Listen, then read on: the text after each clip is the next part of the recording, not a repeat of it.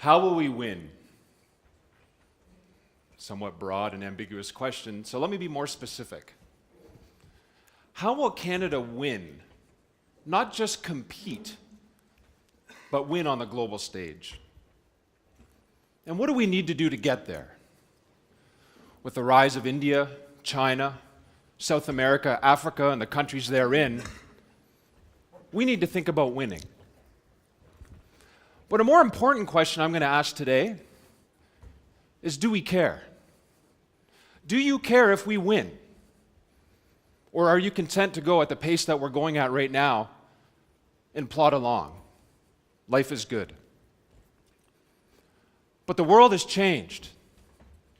And in my hallway conversations with people citing, around a water cooler or a hallway conversation, call it what you will, you might be surprised to ask that I'm even asking the question, do you care if we win?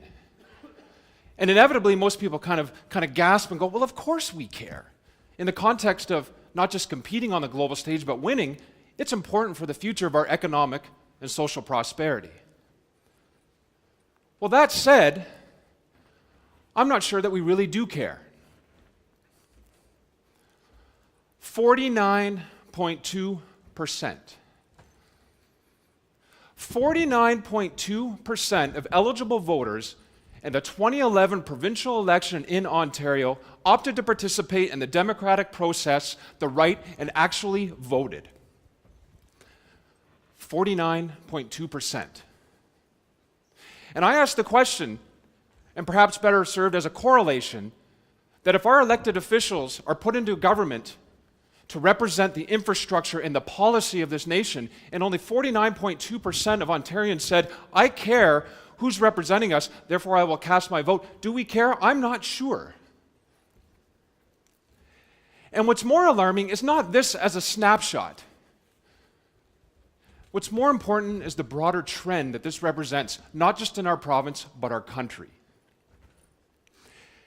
And if you look at the last 50 or so years in Canada, this is a continuing trend. And the pundits and the journalists and an array of thought leaders on this topic say there's an array of factors that are contributing to this trend in Canada over the last 50 years.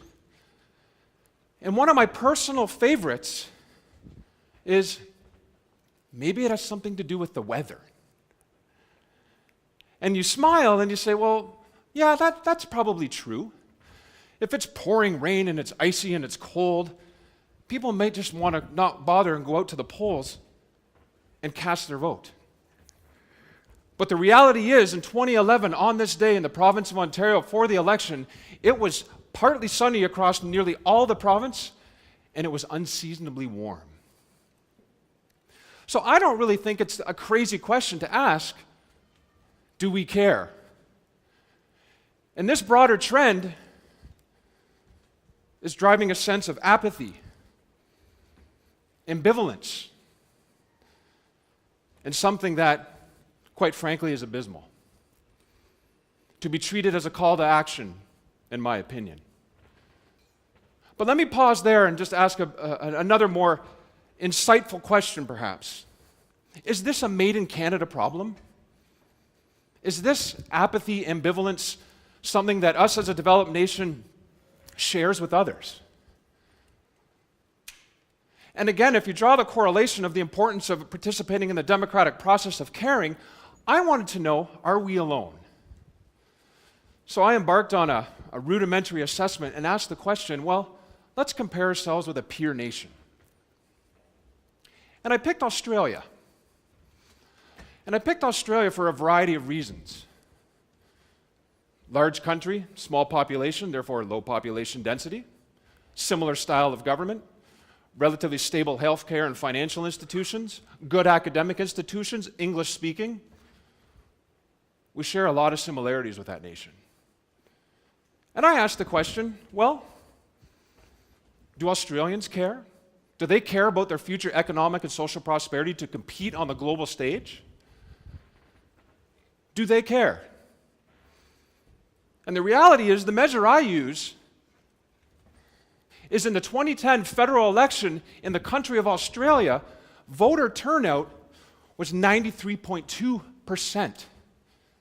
And what's important, again, not just the snapshot, for nearly 100 years, Australians have come out and said, we care because our elected officials represent our interests. They provide the policy and the infrastructure to enable our country to compete, but more importantly, win on the global stage. 93.2%, and that is a consistent trend on the provincial, state, and the federal level. They care, but why? What is so different if I liken them to a peer nation? What is it? And the reality is, in the electoral process in the country of Australia, it's compulsory. You have to vote. And if you don't vote, you get a ticket.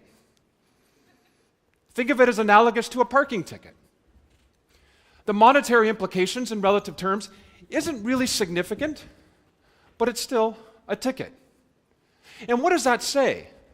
Well, to me, that says nearly 100 years ago, the Australian government said it is so important to engage our civilians in the democratic process that we're going to put a monetary implication surrounding the action of voting. Yes, it is a right. You can go into the ballot booth in Australia, spoil your vote, but at least you're engaged. It has become embedded in part of your social fabric. And I asked the question, well, that's quite interesting. And could that happen in Canada? Could we embed that in our social fabric? Would that work? Someone born today in Australia isn't thinking that, oh my God, I have to vote to avoid the ticket. Someone born today, 18 years from now, it's just entrenched. They're going to do it. They don't debate the fact anymore that is it compulsory, is it not. There are many peer nations to Canada that are developed economies that have compulsory voting. We have tried many mechanisms in our country and it is not working. So maybe this is something to consider. So if you think of compulsory civic engagement among an array of opportunities, it isn't that far-fetched in our country. The reality is we're doing it today. Most high schools, most academic institutions, be they university, high school, or colleges, have a compulsory element before you graduate that you contribute back to your community. Volunteerism. You need to do it. It's a choice, but then again, the choice of graduating is also an option that may not happen if you don't contribute those hours. The corporate community in Canada, for your annual performance review that assesses how well are you doing in your job, many companies have implemented something known as a balanced scorecard. They look at your performance in an array of 4 quadrants. One might be financial and sales, one might be operational efficiency, but one of those quadrants that has historically been there and will continue to be there is something called community engagement. Our corporation and our corporate community, in Canada says it's important for our employees to give volunteer hours, whatever it might be in any shape or form, back to their community. And not unlike in Australia, you have the right not to do it, but you get a ticket equivalent in the sense that your variable bonus in that large company, even if you hit the other ones out of the park, it's going to impact you monetarily just a little bit. So the corporate community is saying, this is important. So you extend that even to a true made in Ontario example. The rate of return for beer bottles and liquor bottles in the province of Ontario to the beer store is 94% for a mere nickel or a dime. The financial element is irrelevant. It really is, when you really think about it. But what it's doing is that organization has said it is critically important to the future of our economic and social prosperity as a country to defer stuff going to the landfill that we're going to put just a little incentive in to say, let's do this. Let's have a broader impact. So if I take that analogy and say, okay, compulsory civic engagement, it's going to take on many different forms. But I go back to the question I said at the onset of, well, how will we win? So the democratic engagement process is one really critical, important thing, but what really drives our economy in Canada? What is the major driver of job and wealth creation in our country? What is the one thing, perhaps among others, but what is the one key thing that we need to get right to ensure our sustained economic prosperity? And the reality is, it's entrepreneurship.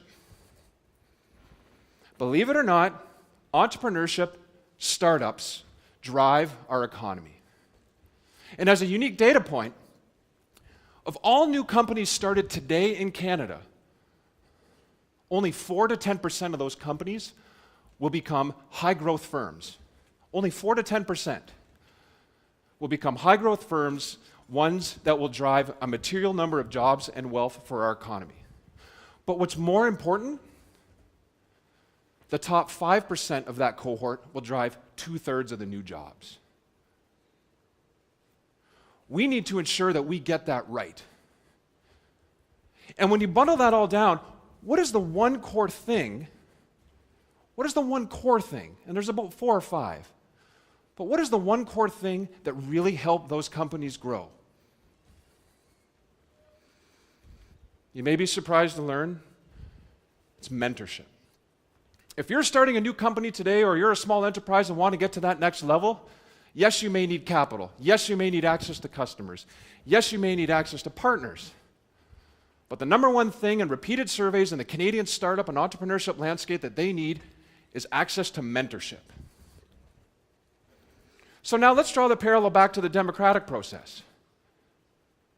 If startups and entrepreneurship will drive the vast majority of job creation and make our country more economically prosperous on the global stage, and mentorship is a core ingredient in there, I propose that we figure out a financial incentive way, some monetary incentive way, to make mentorship mandatory.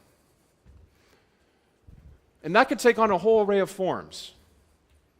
It doesn't have to be for those mentors potentially who are not suited to be. Fine, there are ways around that. But we could think of creative ways to do that. And a really unique data point, again, early stage companies, entrepreneurial endeavors that drive the vast majority of job creation, for the ones that have good quality mentors, they raise 7 times more capital and they grow 4 times faster.